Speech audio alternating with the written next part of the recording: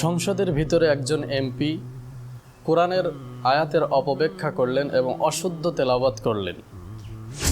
প্রিয় দর্শক, 96% মুসলমানের এই দেশে সংসদের ভিতরে একজন এমপি কোরআনের আয়াতের অপব্যাখ্যা করলেন, সাথে সাথে কোরআনকে অশুদ্ধ তেলাওয়াত করলেন। এটা আসলে আমাদের জন্য খুবই দুঃখজনক একটা বিষয়। আগে আমরা ভিডিওটি দেখে আসি। লইন শাকারতুম লাযিদান্নাকুম ওয়া লইন কাফারতুম ইন্না আযাবি লাশাদীদ। ওয়াইন শাকারতুম লাযিদান্নাকুম ওয়া লাইন কাফারতুম ইন্না আযাবি লাশাদীদ। শুকর করতে হবে জীবনের, শুকর করতে হবে বরাবর, শুকর করতে হবে মাননীয় প্রধানমন্ত্রী। কোরআন হাদিসের আয়াত এবং যেই রাসূল সাল্লাল্লাহু আলাইহি ওয়াসাল্লামের বাণীগুলো আছে, এগুলো তো আসলে ঠাট্টা বিদ্রুপের বিষয় না।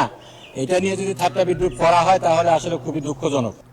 কোরআন হাদিসের অপব্যাখ্যা, এটা আমরা মুসলমান হিসেবে কখনোই এটা বরদাস্ত করতে পারবো না, সে যত বড়ই নেতা হোক, যত বড়ই দলের প্রধান হোক। প্রিয় দর্শক, এ বিষয়ে আপনাদের মতামত কি সেটা কমেন্টে অবশ্যই জানাবেন।